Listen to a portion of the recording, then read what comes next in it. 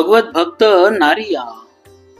संपूर्ण जगत में प्रसिद्ध श्री दमाबाई, रामाबाई, वीराबाई, हीरामणि, लाली, नीरा, लक्ष्मीबाई, इस संसार में धन्य दोनों पार्वती बाई, खींचनी, केशी, धनाबाई, भक्तों की उपासना करने वाली गोमती जी, जगत प्रसिद्ध बांदर रानी, गंगा जमुना दोनों बाइया रैदासिनी, जेवाबाई, हरीशा बाई, जोईसिनी और पवित्र कीर्ति वाली कुंवरी राय जी। ये बाइया शरीर से अबला थी, परंतु इनके भजन साधन अत्यंत सबल अर्थात तो श्रेष्ठ थे। इनमें भक्ति का अपार बल था। श्री दमाबाई जी अत्यंत उच्च कोटि की संत थी, भगवत भजन परायण। दमाबाई को संत सेवा में बड़ी रुचि थी। संतों के श्रीमुख से भगवत गुणानुवाद सुनते सुनते आपके मन में अभिलाषा हुई कि प्रभु कृपा करके दर्शन दे, अपनी मनमोहिनी झांकी दिखाकर मुझे कृतार्थ करे। इनकी निरंतर उत्कट अभिलाषा को देखकर कई बार प्रभु ने संत वेश में आकर इन्हें दर्शन दिया, पर ये भगवान को पहचान न सकी। जब इनकी व्याकुलता अधिक बढ़ गई तो फिर ठाकुर जी एक संत का रूप धारण करके आए। आपने बड़े प्रेम से उन्हें भोजन कराकर पूछा, महाराज कृपा करके यह बतलाइए कि इस युग में भगवान के दर्शन कभी किसी को होते हैं अथवा नहीं। संत रूपधारी प्रभु ने कहा, होते हैं, अवश्य होते हैं। आपको भी कई बार हो चुके हैं। एक बार बहुत से पकवानों को तुम परोसती गई, वे खाते चले गए, न उनको तृप्ति होती थी न तुम्हारा भंडार घटता था। तब तुम्हें बड़ा आश्चर्य हुआ। दूसरी बार तुम्हारी नाड़ी देखी और तुम्हें औषधि दी। इन रहस्यमय बातों को सुनकर दमाबाई समझ गई कि ये भगवान ही है।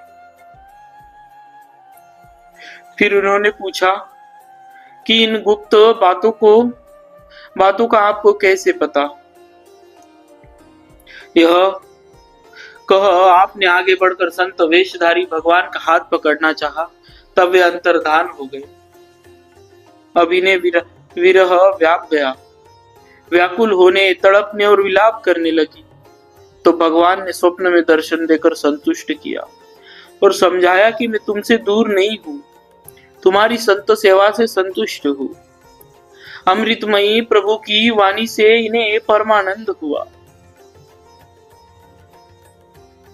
भक्तों, ऐसे चमत्कारी और भक्ति में जीवन रहा भक्त माता श्री दमाबाई जी का।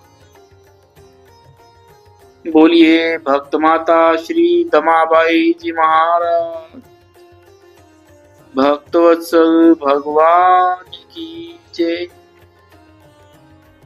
भक्त माता श्री लाली जी का स्वभाव अत्यंत सरल था और साधु सेवा में इन्हें बड़ी प्रीति थी। एक बार इनके पुत्र की मृत्यु हो गई। उस समय इनकी संत भक्ति की परीक्षा लेने के लिए भगवान एक संत का वेश धारण करके आ गए। संत को आया देखकर ऐसी प्रसन्न हुई कि उससे पुत्र मृत्यु का दुख विस्मृत हो गया। झट से उन्होंने पुत्र के शव को छुपा दिया और संत की सेवा में उपस्थित हो गए। आसन पर बैठाकर लाली जी ने पूछा, महाराज आप रसोई अपने हाथ से स्वयं बनाएंगे अथवा मेरे श्री ठाकुर जी का प्रसाद ग्रहण करेंगे? भगवान ने कहा, हम तो तुम्हारे ही हाथ से बना प्रसाद पाएंगे। श्री लाली जी भोजन बनाने लगी। इतने में भगवान लाली के पति का रूप धारण करके आए और उसे फटकारने लगे कि यह क्या, घर में लड़का मरा पड़ा है और तू इस मुड़िया के लिए पकवान बना रही है। तुझे न मेरा भय है और न लोक मर्यादा का।